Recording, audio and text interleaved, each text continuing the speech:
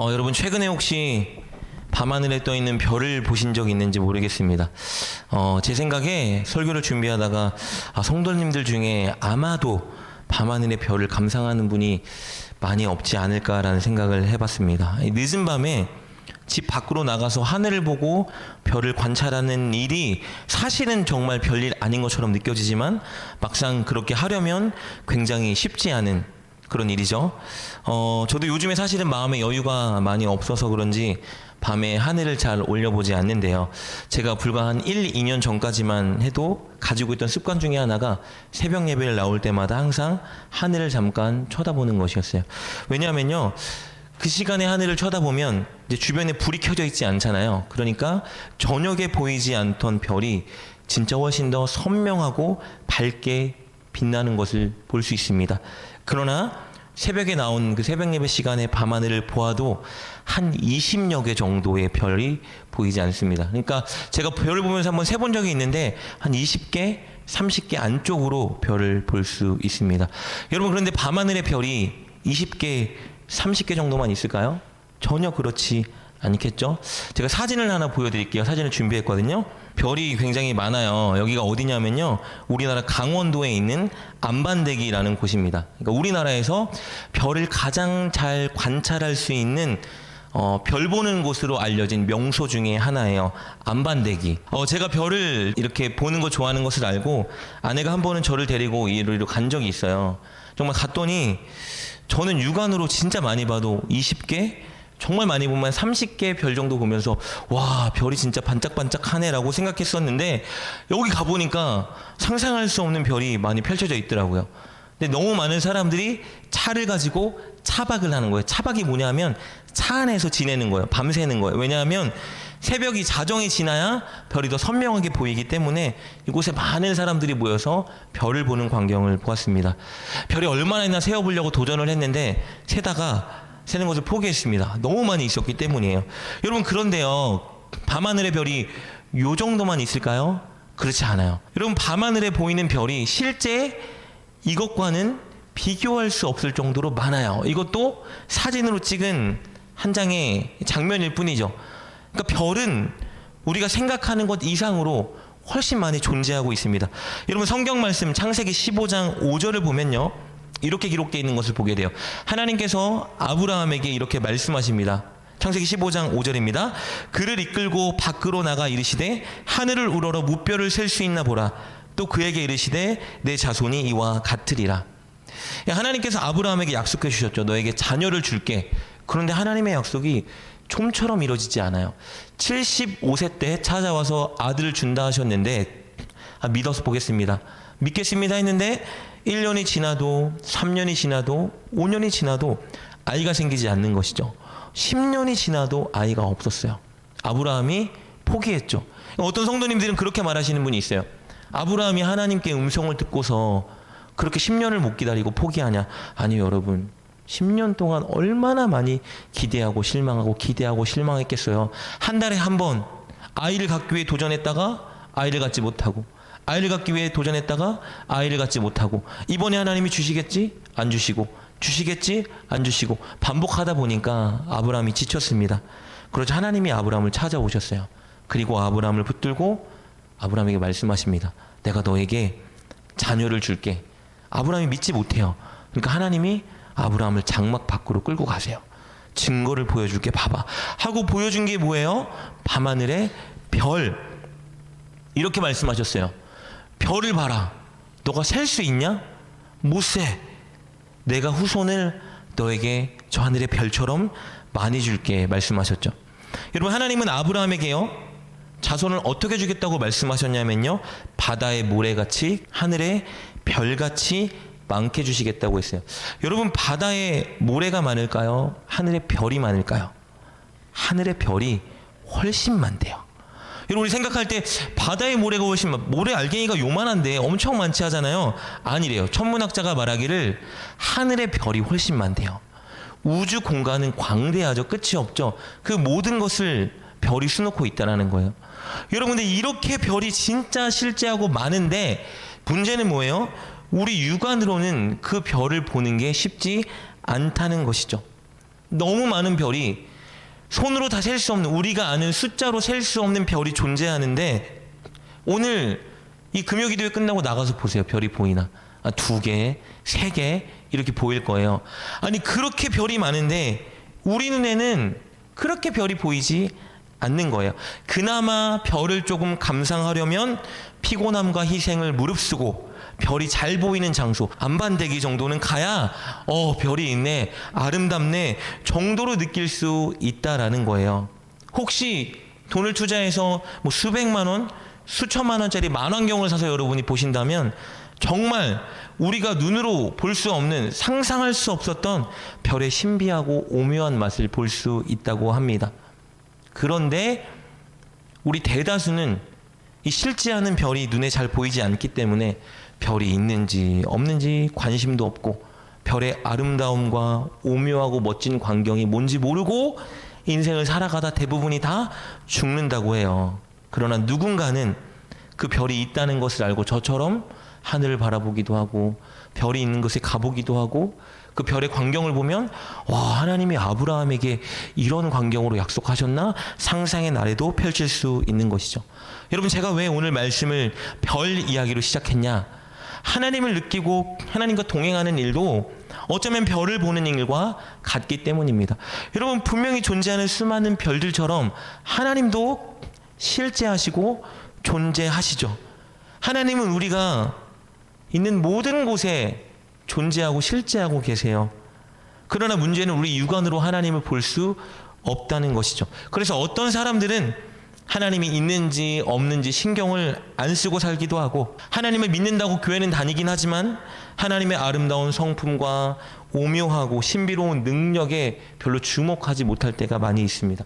그러나 누군가는 저와 여러분처럼 하나님이 있다고 믿기 때문에 오늘 이 늦은 저녁에 이곳에 와서 하나님의 말씀을 듣기 위해 모였고, 하나님께 우리의 소원을 간구하고 아뢰기 위해 모인 것이죠. 이곳에 하나님이 있다고 믿기 때문에 여러분 기도할 때 간절하게 하나님께 주여 외치기도 하고 여러분의 소원을 아뢰기도 하잖아요.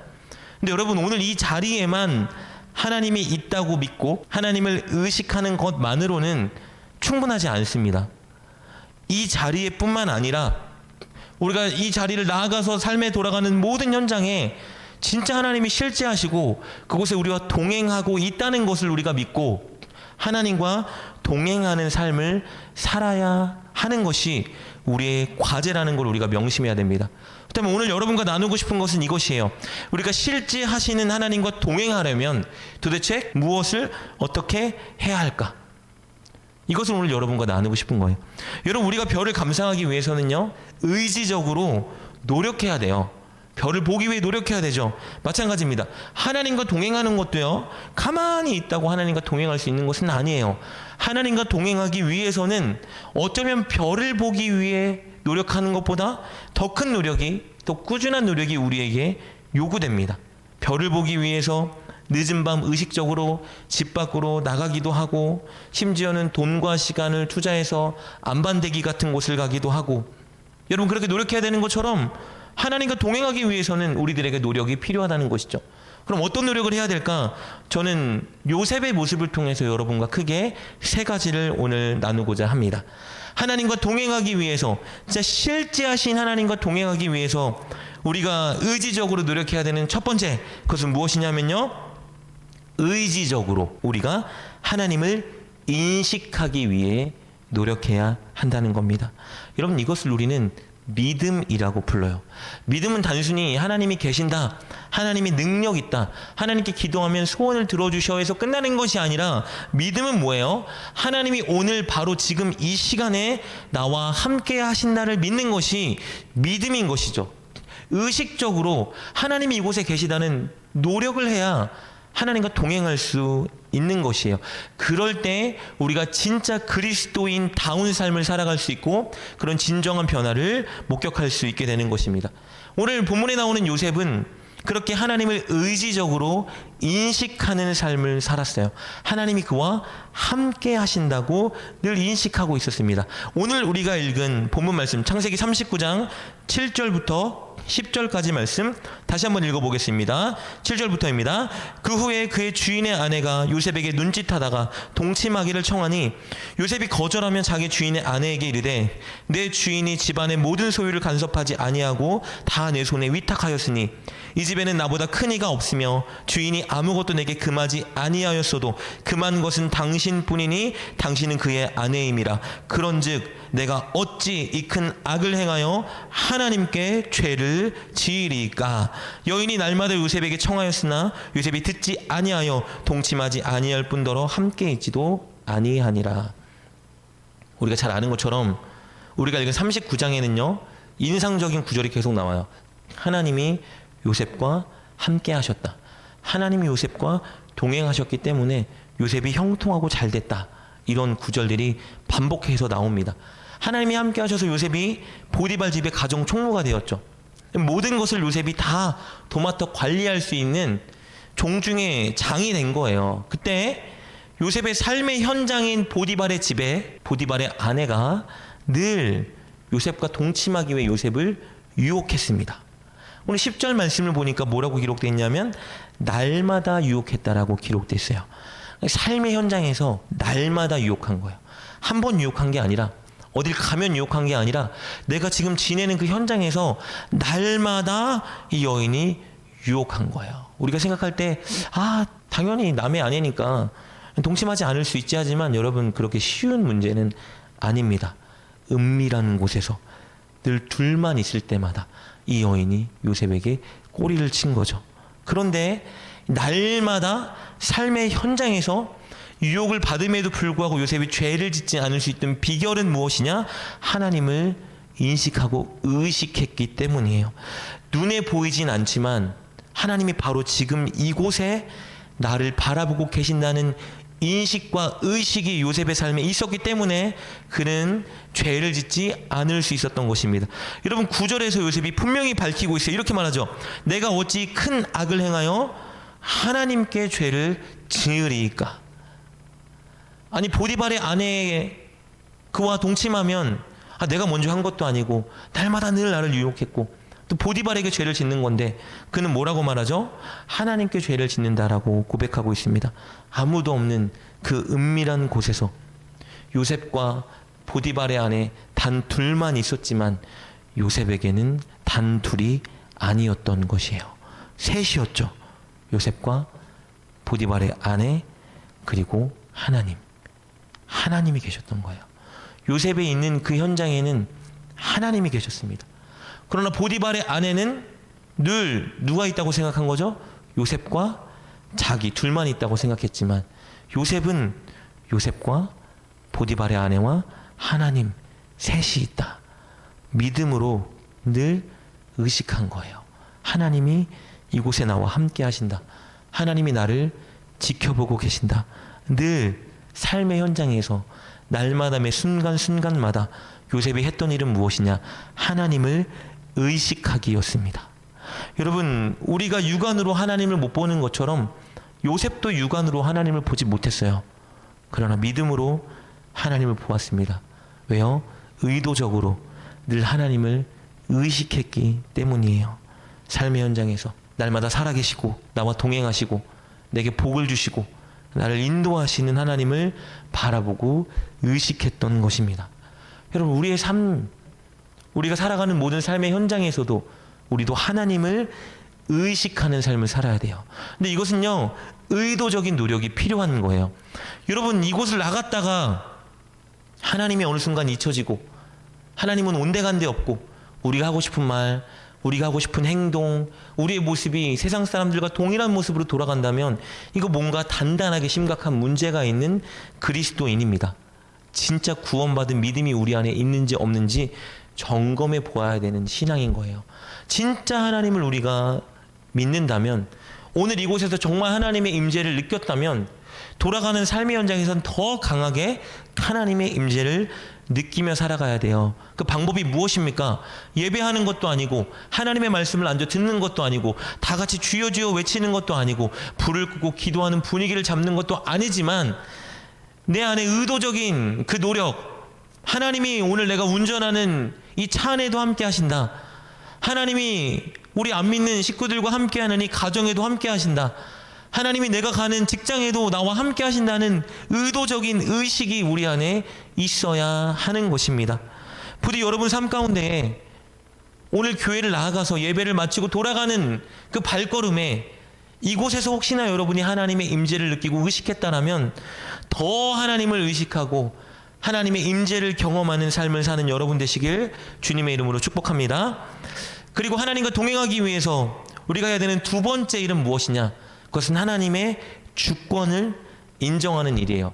하나님의 주권을 인정하는 일이 무엇일까?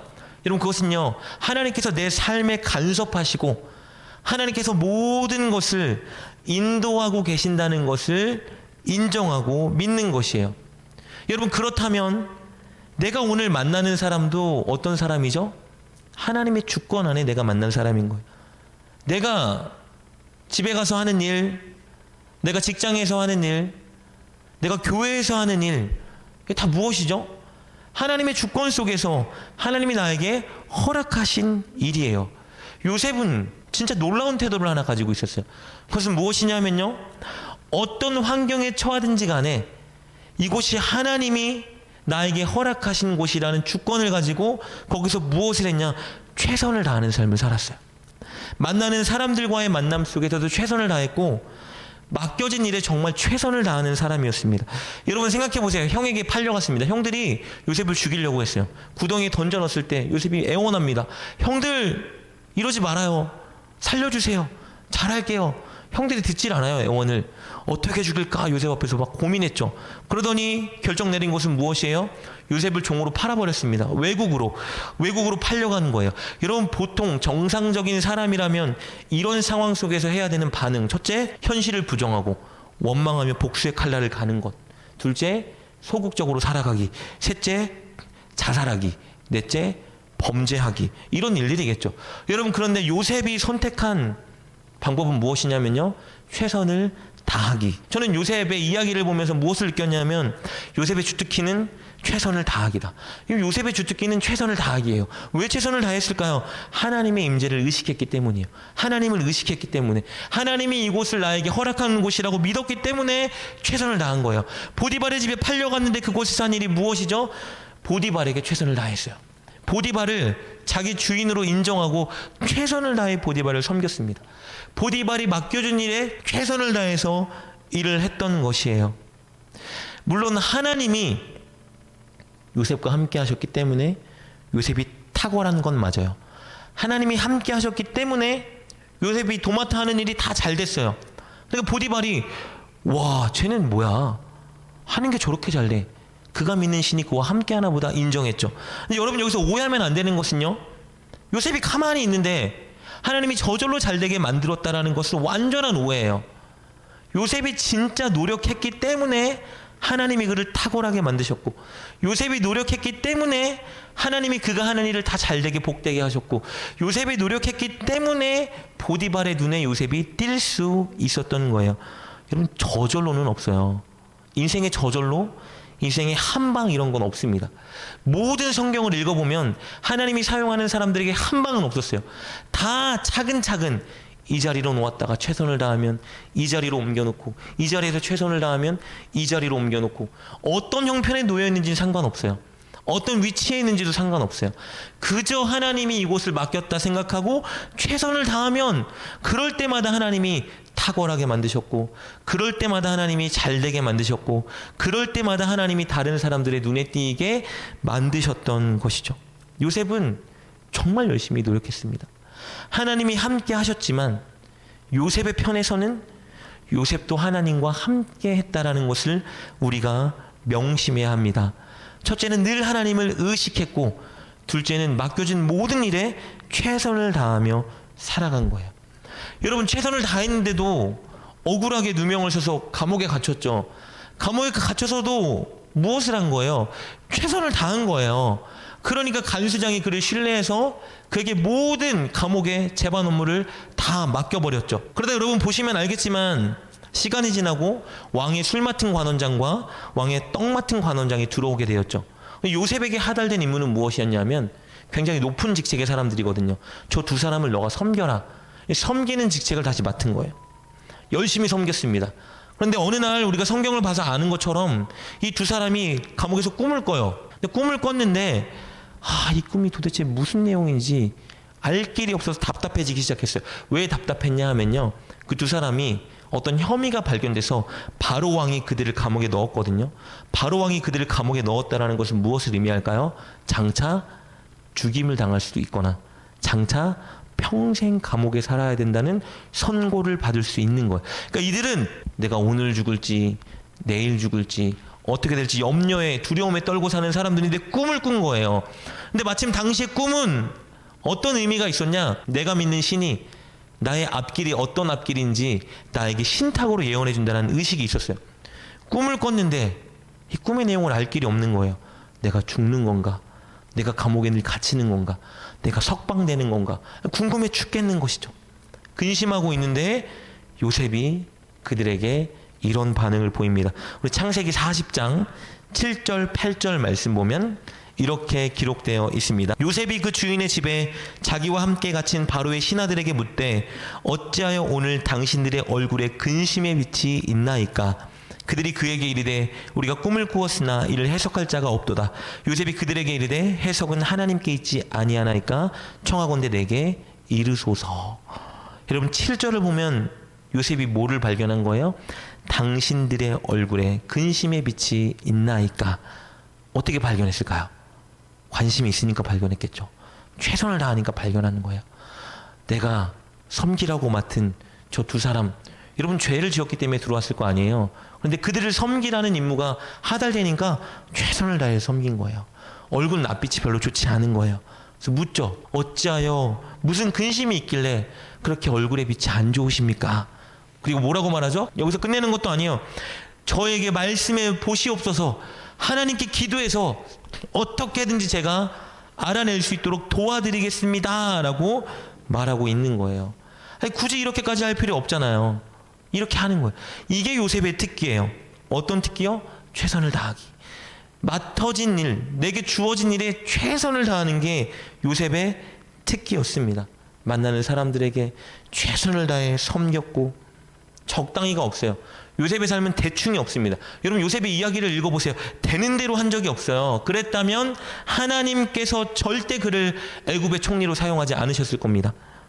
요셉이 매사에 최선을 다하는 모습 때문에 하나님이 그를 이리저리 이끌면서 점점 총리답게 만들어 가셨던 거예요.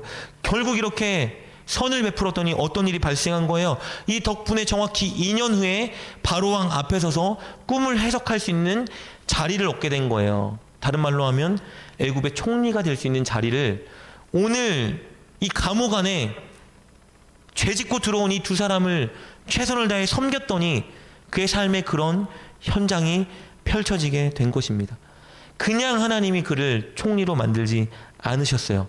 단계 단계 훈련시키고 가르치고 그를 만들어 가셨습니다. 어떻게 해요? 그냥 맡겨주신 현장에서 요셉은 최선을 다했는데 요셉도 모르는 꿈을 하나님이 가지고 계셨고 그를 이렇게 만들어 가셨던 겁니다. 여러분 처음부터 요셉을 총리로 세웠다 어떤 일이 발생됐을까요? 실력도 없고 준비도 안 돼 있는 그를 세웠다가는 어떤 일이 발생했을까요? 하나님이 결국 하나님의 영광을 가려먹는 일이 발생하게 됐을 거예요. 그런데 하나님은 그를 잘 훌륭하게 만들어 가셨습니다. 요셉이 보디발의 집에 있을 때 최선을 다했기 때문에 이 큰 집안의 재반 업무를 살림살이를 어떻게 이끌어야 되는지 배웠고 감옥에 가서 최선을 다했기 때문에 감옥 안의 모든 재반 업무를 어떻게 해야 되는지 배우고 국가에 관련된 모든 정치적인 것들을 듣고 배우고 생각해 볼 수 있는 기회를 얻을 수 있었던 것이죠. 우리의 꿈, 우리 인생의 목적, 여러분 정확하게 구체적으로 알기가 너무 어렵습니다. 여러분도 마찬가지예요. 내가 이제 자식도 다 키웠고 이제 뭐 내 인생 뭐 있겠어? 이렇게 그냥 살다가 죽는 거지. 절대 그렇지 않아요, 여러분. 그러면 그런 인생밖에 안 되는 겁니다. 근데 여러분, 하나님이 여러분을 어떻게 사용하실지 몰라요. 여러분을 통해서 어떤 사람을 변화시킬지 모르고 여러분을 통해서 어떤 놀라운 일을 펼칠지 모릅니다. 여러분, 모르는데 중요한 건 모른다는 거예요.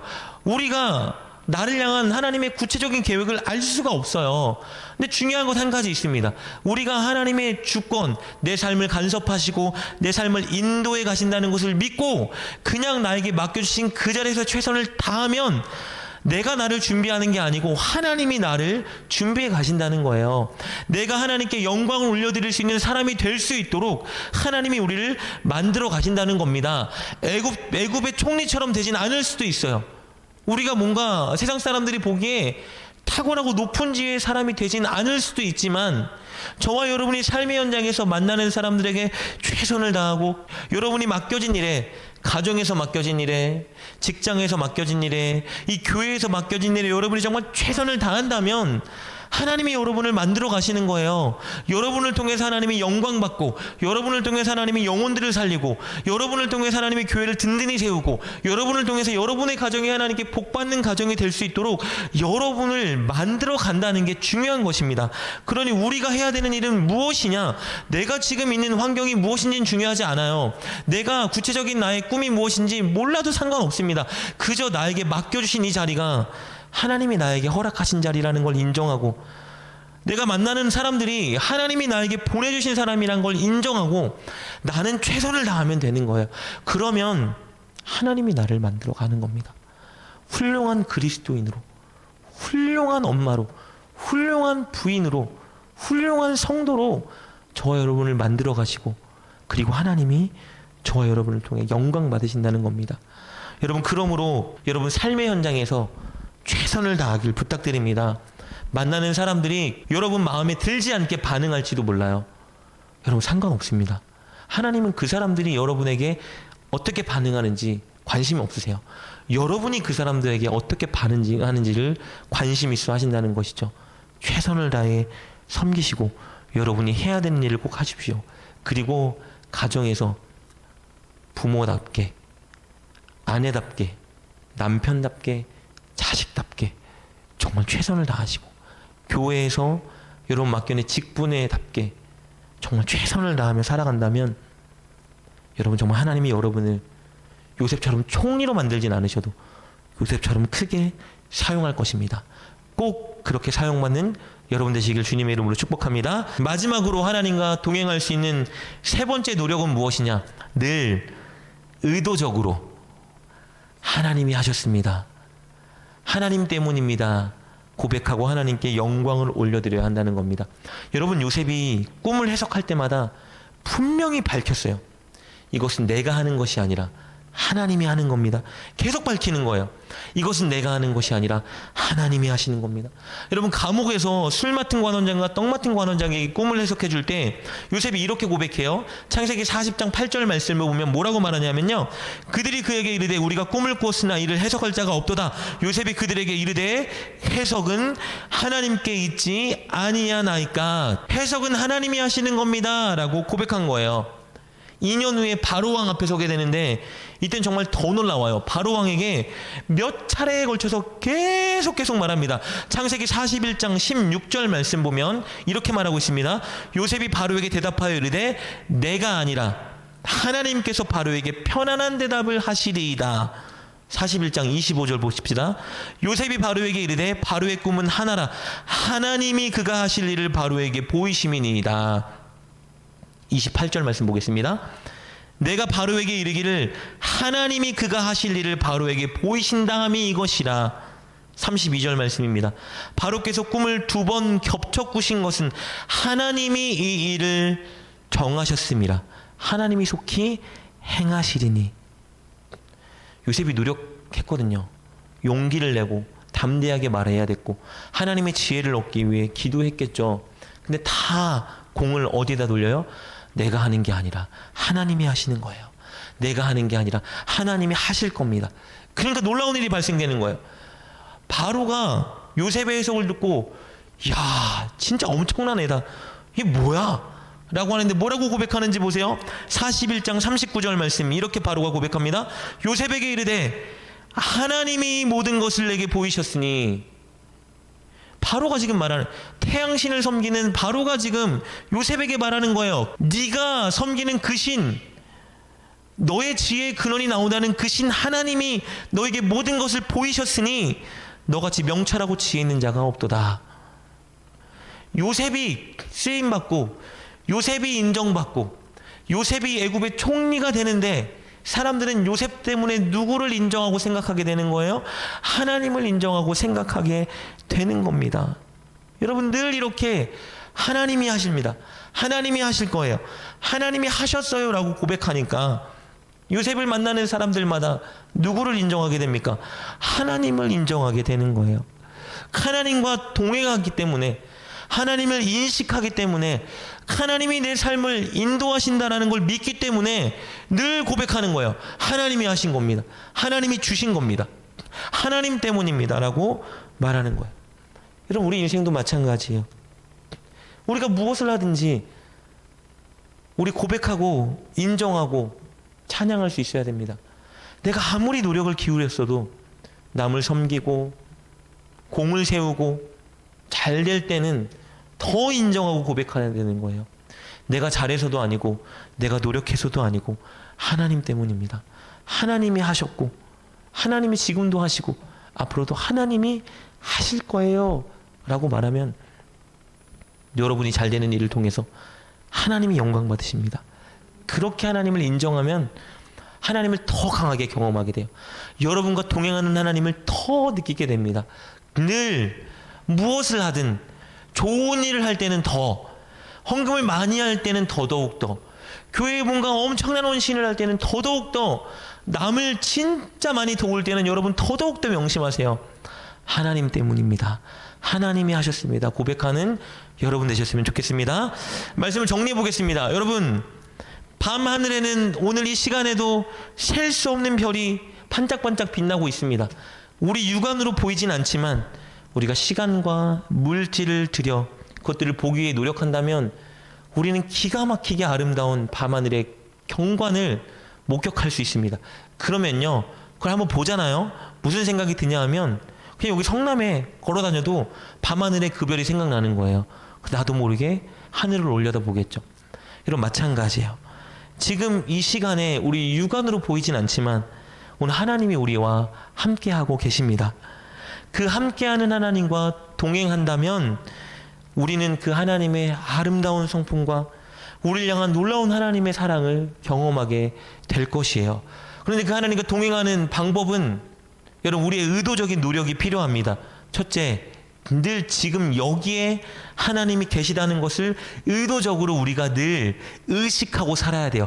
의식하다 보면 자연스럽게 하나님을 경험하고 믿음으로 볼 수 있게 됩니다. 둘째, 매사에 만나는 모든 사람들, 우리가 하는 모든 일, 삶의 현장의 모든 것에 하나님의 주권이 있다는 것을 인정하고 여러분 최선을 다하면 됩니다. 정말 최선을 다해 죽게 하듯 대충 하지 말고 대강대강 하지 말고 여러분 되는 대로 하지 말고 최선을 다한다면 하나님이 우리와 동행하시고 우리를 만져가시는 것을 우리가 느낄 수 있을 것입니다. 그리고 마지막으로 우리가 선을 베풀 때마다 삶의 현장에서 최선을 다할 때마다 하나님이 하셨습니다.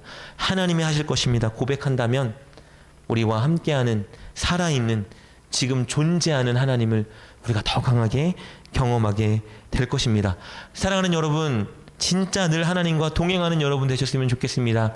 늘 어느 곳을 가든지 오늘 이곳을 마치고 돌아갈 때는 더욱더 하나님을 의지적으로 인식하시고 만나는 모든 사람들, 여러분 가정에서 교회에서 최선을 다하시고 늘 처음과 마지막을 하나님이 하셨습니다. 고백하는 여러분 되셔서 정말 하나님께 멋지게 쓰임받고 하나님과 동행하는 여러분 되십시오.